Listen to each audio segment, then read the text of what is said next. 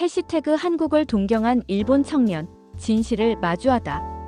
도쿄 신주쿠의 한 음악 아카데미. 거울로 가득한 연습실에서 젊은 일본인 강사 타카시가 학생들에게 K-팝 안무를 가르치고 있습니다. 그의 모습은 여느 일본 청년과는 달랐습니다.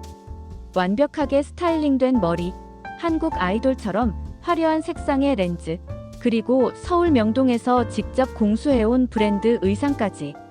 심지어 화장법도 한국 남자 아이돌들의 그것을 그대로 따라 했습니다.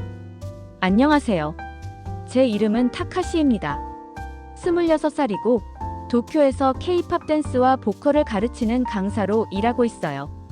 사람들은 제가 언제부터 K-팝에 빠졌냐고 묻는데 정확히는 중학교 때부터였던 것 같아요.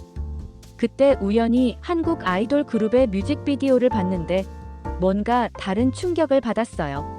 J-POP과는 완전히 다른 세련미와 강렬함이 있었거든요. 제 방은 한국 아이돌 포스터로 도배되어 있고 옷장은 한국에서 주문한 의상들로 가득해요. 친구들은 저를 보고 타카시, 넌 정말 한국 오빠 같다라고 말하죠. 그런 말을 들을 때마다 기분이 좋아요. 실제로 길에서 한국인으로 착각받은 적도 여러 번 있거든요. 화장품부터 헤어스타일링 제품까지 모두 한국 제품을 써요.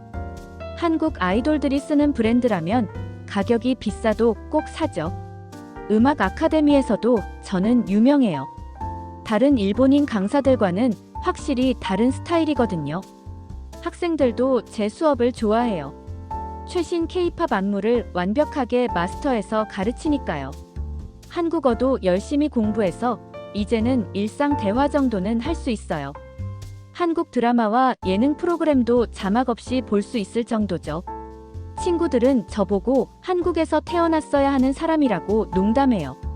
저도 가끔 그런 생각을 해요. 왜 일본에서 태어났을까? 한국에서 태어났다면 지금쯤 아이돌이 되어 있지 않을까 하고요. 타카시의 확신은 점점 더 강해졌습니다. 그는 단순히 K-팝을 좋아하는 것을 넘어서 한국의 음악 시스템 자체가 일본보다 우월하다고 믿게 되었습니다. 그의 수업 방식도 완전히 한국식으로 바뀌었고 학생들에게도 이런 철학을 강요하기 시작했습니다. 저는 확신해요. 지금 시대에 성공하려면 한국식으로 해야 한다고요. 일본의 전통적인 아이돌 시스템은 너무 구식이에요. AKB48 같은 그룹들 보세요. 물론 일본에서는 인기가 많지만 세계적으로는 어떤가요? 반면 BTS나 블랙핑크 같은 한국 그룹들은 전 세계를 휩쓸고 있잖아요. 이게 바로 차이예요. 수업 시간에도 저는 학생들에게 계속 강조해요. 일본식으로 하면 일본에서만 통해요. 하지만 한국식으로 하면 세계가 여러분을 주목할 거예요. 실제로 한국 아이돌들의 트레이닝 시스템은 정말 체계적이에요. 댄스, 보컬, 랩, 연기까지 모든 것을 완벽하게 훈련시키죠. 일본 아이돌들처럼 그냥 귀엽기만 한 게 아니라 진짜 실력을 키우는 거예요. 저는 한국 음악 산업의 글로벌 전략도 연구했어요. 소셜미디어 활용법부터 팬덤 관리까지 모든 게 일본보다 앞서 있어요. 음악 자체도 그래요. K-POP는 서양 음악의 장점을 받아들이면서도 동양적인 매력을 잃지 않잖아요. 반면 J-POP는 너무 일본적이어서 해외에서는 이해하기 어려워해요. 그래서 저는 학생들에게 한국어 공부도 권해요. 앞으로는 한국어 할 줄 아는 아티스트가 더 유리할 거예요 라고 말이에요. 실제로 몇몇 학생들은 제 말을 듣고 한국어 학원에 다니기 시작했어요. 일본에서 활동하더라도 한국식 트레이닝을 받은 사람이 더 경쟁력이 있다고 생각해요. 음악뿐만 아니라 패션, 메이크업, 심지어 매너까지도 한국 스타일이 더 세련되고 국제적이죠. 일본은 아직도 너무 내수 시장에만 머물러 있어요. 하지만 한국은 처음부터 세계를 겨냥하고 만들거든요. 어느 날 타카시는 유튜브에서 한국에서 활동하는 필리핀 출신 연예인들의 인터뷰 영상을 보게 되었습니다. 그들이 한국 사회에 성공적으로 정착하며 스타가 된 모습을 보며 자신도 충분히 가능하다는 확신을 갖게 되었습니다. 정말 부러웠어요. 필리핀 출신 아이돌들이 한국에서 얼마나 성공적으로 활동하고 있는지 보세요. 그들은 한국어도 완벽하게 하고 한국 문화에도 완전히 적응했잖아요. 한국 팬들도 그들을 진짜 한국 아이돌처럼 사랑하고 있고요. 저는 그들을 보면서 나도 할 수 있겠다는 생각이 들었어요. 필리핀 친구들이 한국에서 성공할 수 있다면 일본인인 제가 못할 이유가 없잖아요. 오히려 일본은 한국과 더 가까운 나라고 문화적으로도 비슷한 점이 많아요. 게다가 저는 이미 몇 년째 한국 문화를 공부하고 있으니까 다른 일본인들보다는 훨씬 준비가 되어 있다고 생각해요. 한국에서 활동하는 외국인 연예인들의 인터뷰를 보면 공통점이 있어요. 다들 한국 문화에 대한 진짜 사랑과 존경이 있어요. 저도 마찬가지예요. 저는 단순히 한국이 트렌디하다거나 인기가 많아서 좋아하는 게 아니에요. 진심으로 한국 문화의 깊이와 아름다움을 사랑해요. 한국의 정서, 한국의 미학, 한국인들의 열정적인 성격까지도요. 제 일본인 친구들 중에는 여전히 한국은 그냥 유행일 뿐이라고 말하는 사람들이 있어요. 하지만 저는 아니에요. 저에게 한국은 단순한 유행이 아니라 삶의 방식이에요. 제가 추구하는 가치관과 미학이 한국과 너무 잘 맞아요. 그래서 한국에 가면 분명히 제 자리를 찾을 수 있을 거라고 믿어요. 실제로 필리핀 출신 스타들처럼 저도 한국에서 성공하면 일본과 한국을 잇는 다리 역할을 할 수 있을 거예요. 일본 팬들에게는 한국의 매력을 알려주고 한국 팬들에게는 일본의 좋은 점들을 소개할 수 있겠죠. 그런 꿈을 꾸면서 하루하루 한국어 공부하고 한국 문화를 더 깊이 이해하려고 노력하고 있어요. 드디어 타카시는 결단을 내렸습니다. 음악 아카데미를 그만두고 한국 유학을 가기로 한 것입니다. 그는 자신만의 방식으로 철저히 준비했고 한국에서의 새로운 인생에 대한 기대로 가득했습니다. 결심했어요. 한국에 가겠다고요. 가족들은 처음에 반대했어요. 일본에서도 충분히 잘 살 수 있는데 굳이 왜 한국에 가려고 하느냐면서요. 하지만 저는 포기할 수 없었어요. 제 꿈은 일본에 있지 않거든요. 한국에 있어요. 한국어 능력 시험도 고급 수준까지 통과했어요. 한국 친구들과 인터넷으로 대화할 때도 이제는 거의 자연스러워요. 한국 문화에 대한 이해도도 웬만한 한국 젊은이들보다 높다고 자신해요. 한국 역사부터 현재의 트렌드까지 모르는 게 없어요. 심지어 지역별 방언의 차이까지 공부했을 정도니까요. 서울의 한 어학원에 등록했어요. 물론 어학 연수가 주목적이지만 진짜 목표는 한국 음악계에 발을 들여놓는 거예요. 한국의 연예기획사들도 미리 조사해뒀어요. 어떤 기획사가 외국인 연습생을 받는지, 어떤 조건들이 필요한지 다 알아봤어요. 제 나이가 이미 26이라 늦은 감이 있지만 한국에서는 실력만 있으면 나이는 큰 문제가 되지 않는다고 들었어요. 저축한 돈도 꽤 있어요. 아카데미에서 번 돈을 거의 다 모았거든요. 한국에서 최소 1년은 버틸 수 있을 만큼이요. 그동안 한국어도 더 완벽하게 하고 한국식 트레이닝도 받을 계획이에요. 이미 서울의 몇몇 댄스 스튜디오와 보컬 학원도 알아봤어요. 가장 중요한 건 마음가짐이에요. 저는 단순히 일본에서 온 외국인이 아니라 한국을 진심으로 사랑하는 사람으로 인정받고 싶어요. 한국 문화를 배우러 온 게 아니라 한국 문화와 함께 성장하고 싶어요. 필리핀 출신 스타들처럼 말이에요. 그들도 처음에는 외국인이었지만 지금은 완전한 한국 연예인이잖아요. 비행기표도 이미 끊었어요. 다음 달에 서울에 도착할 예정이에요. 친구들은 아쉬워하지만 동시에 제 결심을 응원해줘요. 타카시라면 한국에서도 분명 성공할 거야 라고 말해주더라고요. 저도 그렇게 믿어요. 이제까지 제가 쌓아온 모든 노력이 한국에서 빛을 발할 거라고 확신해요. 서울에 도착한 지 2달. 타카시의 한국 생활은 그가 상상했던 것과는 완전히 달랐습니다. 언어는 통했지만 보이지 않는 벽들이 그를 둘러싸고 있었습니다. 강남의 한 어학원 근처에서 아르바이트를 구한 그는 현실의 무게를 느끼기 시작했습니다. 처음 며칠은 정말 신났어요. 드디어 한국에 왔다 하면서 거리를 걸을 때마다 가슴이 두근거렸어요. 한국어로 주문하고 한국 음식을 먹고 한국 사람들과 대화하는 모든 것이 꿈만 같았어요. 하지만 시간이 지나면서 뭔가 이상하다는 걸 느꼈어요. 처음에는 제 한국어 실력 때문인 줄 알았어요. 아무리 공부해도 원어민과는 차이가 있잖아요. 그런데 점점 알게 된 게 언어 문제가 아니었어요. 사람들이 저를 대하는 태도 자체가 달랐어요. 한국어를 아무리 잘해도 저는 여전히 일본에서 온 사람이었어요. 아르바이트를 구할 때도 그랬어요. 이력서에 일본 국적이라고 쓰면 분위기가 확 달라지는 걸 느꼈어요. 어떤 곳에서는 일본 분이시군요라고 말하는 톤 자체가 차가워졌어요. 물론 모든 사람이 그런 건 아니었지만 분명히 다른 외국인들과는 다르게 대하는 걸 느꼈어요. 결국 한 음악학원에서 아르바이트를 구했어요. 제가 일본에서 K-팝을 가르쳤다고 하니까 관심을 보이더라고요. 하지만 거기서도 미묘한 차별을 느꼈어요. 다른 한국인 강사들은 저를 동료로 보지 않았어요. 항상 일본 사람으로만 봤어요. 제가 아무리 한국 문화를 사랑한다고 해도 그들에게는 그냥 일본에서 온 외국인일 뿐이었어요.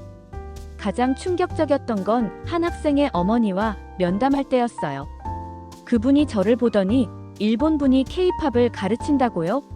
라고 하시는 거예요. 표정에서 불편함이 그대로 드러났어요.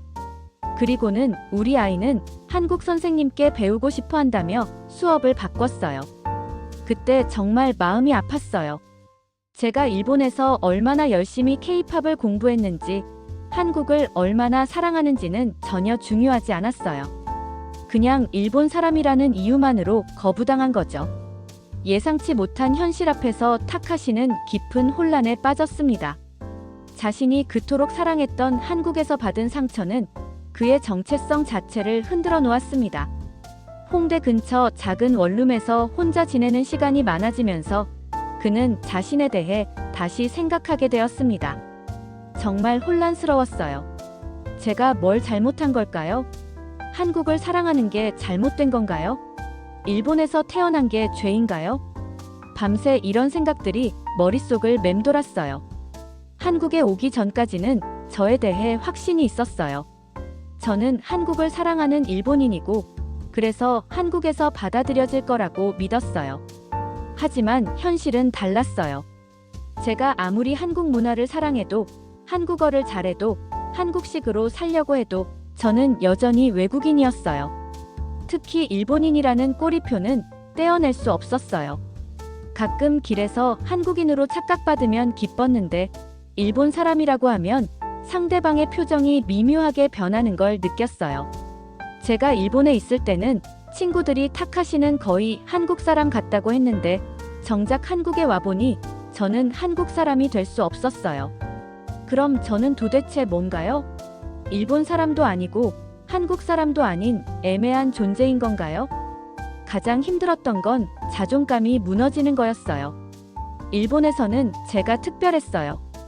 한국 문화를 잘 아는 일본인으로서 나름 인정받았거든요. 하지만 한국에서는 그냥 평범한, 아니 오히려 어색한 외국인일 뿐이었어요. 제가 자랑스러워했던 한국어 실력도, 한국 문화에 대한 지식도 여기서는 별로 특별하지 않았어요. 음악 쪽도 마찬가지였어요. 일본에서는 제가 가르치는 K-팝 안무와 보컬이 인기였는데 한국에서는 일본식 K-팝이라며 구식이라고 하는 사람들이 있었어요. 정말 아이러니했어요. 제가 그토록 배우려고 했던 K-팝을 정작 한국에서는 제대로 평가받지 못한다니요. 밤마다 혼자 생각했어요. 제가 한국에 온 게 잘못된 선택이었을까요? 일본에 있을 때가 더 행복했던 걸까요? 한국을 사랑한다고 해서 한국이 저를 사랑해주는 건 아니라는 걸 깨달았어요. 사랑은 일방적인 게 될 수 없다는 걸 이렇게 늦게 알게 되다니.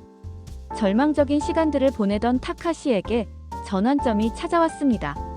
한국에서의 경험을 통해 그는 비로소 자신의 정체성과 진정한 가치를 발견하기 시작했습니다. 더 이상 한국의 모방이 아닌 자신만의 독특한 길을 모색하게 되었습니다. 전환점은 의외의 곳에서 왔어요.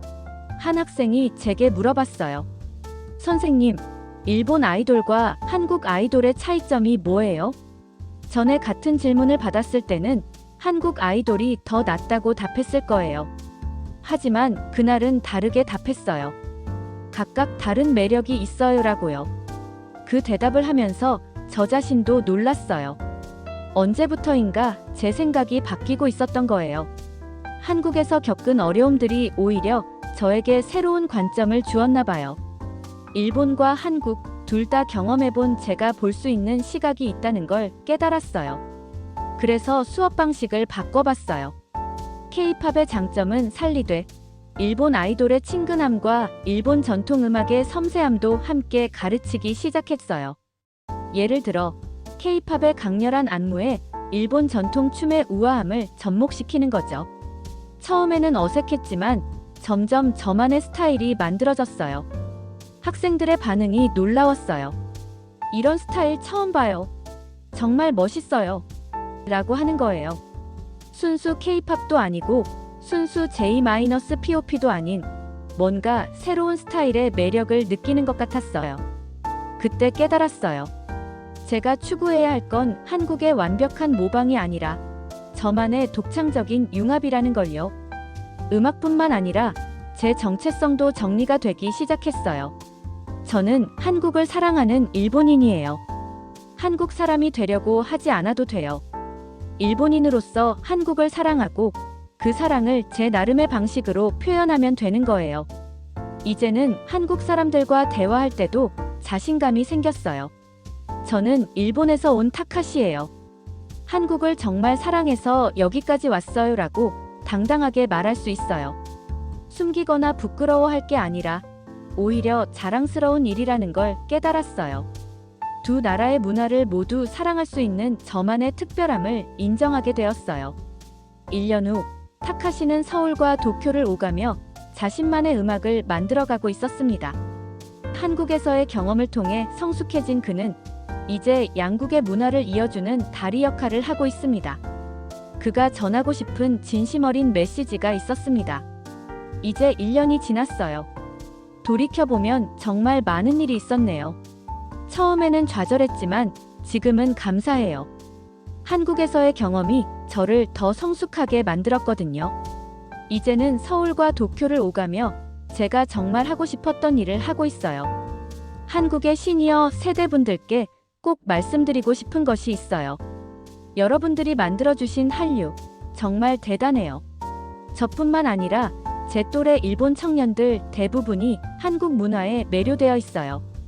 여러분들의 노력으로 한국이 이렇게 멋진 나라가 되었다는 걸 저희가 증명하고 있는 거예요. 처음에는 단순히 K-팝이 멋있어서 좋아했어요. 하지만 한국에 와서 더 깊이 알게 되었어요. 한국의 진짜 매력은 K-팝만이 아니라는 걸요. 한국인들의 열정, 끈기, 그리고 새로운 것을 받아들이면서도 자신만의 색깔을 잃지 않는 힘. 그런 것들이 진짜 한국의 매력이었어요. 저는 이제 꿈이 바뀌었어요. 한국 아이돌이 되는 게 아니라 일본과 한국을 이어주는 음악가가 되고 싶어요. 한국에서 배운 것들을 일본 젊은이들에게 전해주고 일본의 좋은 점들도 한국 친구들과 나누고